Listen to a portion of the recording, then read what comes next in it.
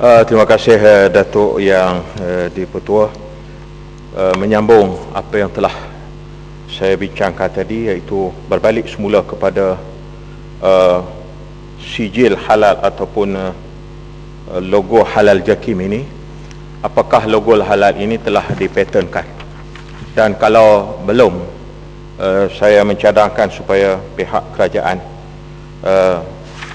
mempatenkan bagi memudahkan untuk pemantauan dan penguatkuasaan. Begitu juga dalam kenyataan yang telah pernah diberikan jawapan lisan di Dewan ini pada satu ketika dulu, hampir 3,000 buah hotel di negara kita ini sendiri, hanya terdapat 18 buah sahaja yang diberikan atau yang layak untuk mendapat sijil halal. Ini bermakna hotel-hotel yang beroperasi dalam negara kita ini jelasnya masih diperakui tidak halal. Jawapan yang diberi oleh Timbalan Menteri pada ketika itu, kerana pihak hotel enggan disebabkan mereka memerlukan untuk belanja yang besar menyediakan dapur-dapur halal. Saya rasa hujah-hujah dan alasan yang seumpama ini oleh pihak pengusaha hotel ini, pihak kerajaan tak perlulah memberi layanan yang sebegitu rupa. Dan sampai masanya pihak kerajaan memperwajibkan supaya hotel-hotel yang ada di dalam negara kita ini wajib untuk mendapatkan sijil ataupun pengiktirafan halal daripada pihak berkuasa kerajaan atau pihak JAKIM itu sendiri. Dan begitu juga yang menjadi tanda tanya kepada saya, kenapa dalam keadaan dan kedudukan yang sebegini jelas masih function yang dilakukan oleh agensi-agensi kerajaan dan pihak-pihak kementerian dipahamkan masih berleluasa menggunakan hotel-hotel 5 bintang ke 4 bintang sebagainya yang belum mendapat pengesahan halal. Seperkara lagi yang saya ingin sentuh, Datuk yang di-Pertua, mengenai dengan tauliah. Ini bukan kerana isu sehari dua ini terhadap tangkapan yang dilakukan oleh pihak berkuasa JAIS kepada Dr. Asri, tapi sebenarnya apa yang saya ingin sentuh, tauliah itu dari segi konsep dan kedudukannya keseluruhan.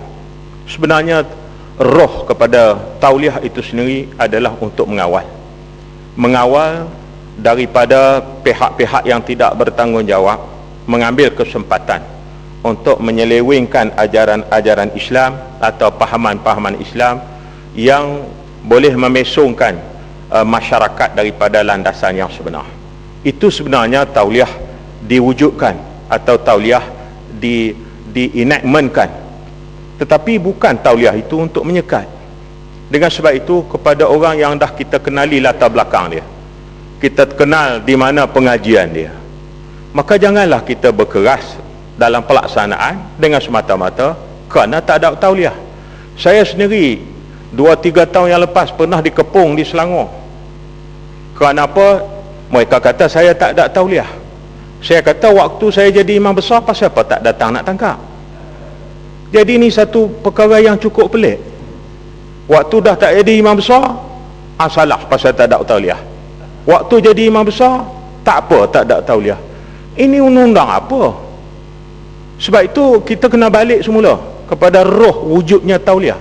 Roh tauliah ni saya sebut tadi untuk mengawal siapa saja yang kita rasa daripada tidak bertanggungjawab untuk mengambil kesempatan menyelewengkan ini. Begitu juga kalau kita fikir secara logik pun, seorang guru atau seorang penceramah, seorang ustaz, ulama misalnya, pendakwah dalam negara, mana mungkin setiap satu negeri kena ada satu tauliah? Kalau 14 buah negeri di Malaysia, seorang ustaz kena ada 14 buah tauliah. Poket mana dia nak bubuh? Ini undang-undang ini kena lihat balik. Mungkin kesesuaian ada pada satu ketika dulu, tapi sekarang kita dah melimpasi batas itu.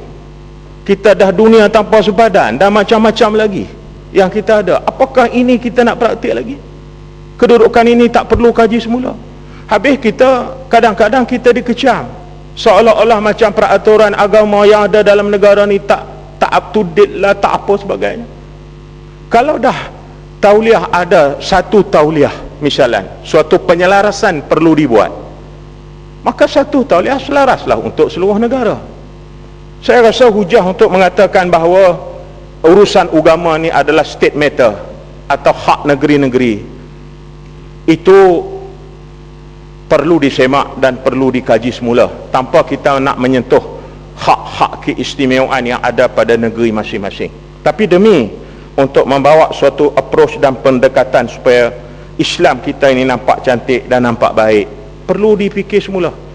Mungkin kalau dah ada satu tauliah daripada Perak misalnya atau dari Kedah, takkanlah negeri lain nak menafikan apa yang ada di Kedah, apa yang ada kepada di Perak, yang kerana tauliah itu sendiri adalah orang kata apa ni, suatu authority yang telah diberi oleh duli-duli yang maha mulia Tuanku Sultan-Sultan sebagai ketua agama bagi negeri-negeri.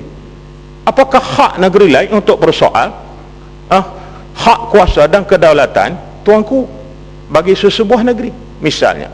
Lebih-lebih lagi dalam konteks kita dengan teknologi moden, penceramah agama dari ataupun sebagainya daripada angkasa puri, macam mana disiarkan melalui TV ke seluruh negara, bahkan jangkauan lebih daripada itu sampai ke dunia luar. Kalau ceramah di angkasa puri dirakam dan disiar secara langsung, macam mana negeri lain nak cerita bab tauliah? Ini benda-benda yang harus dikaji semula supaya kita tak naklah peraturan Islam dalam negara ni seolah-olah suatu peraturan yang agak terlalu jauh ke belakang. Datuk Yang di-Pertua,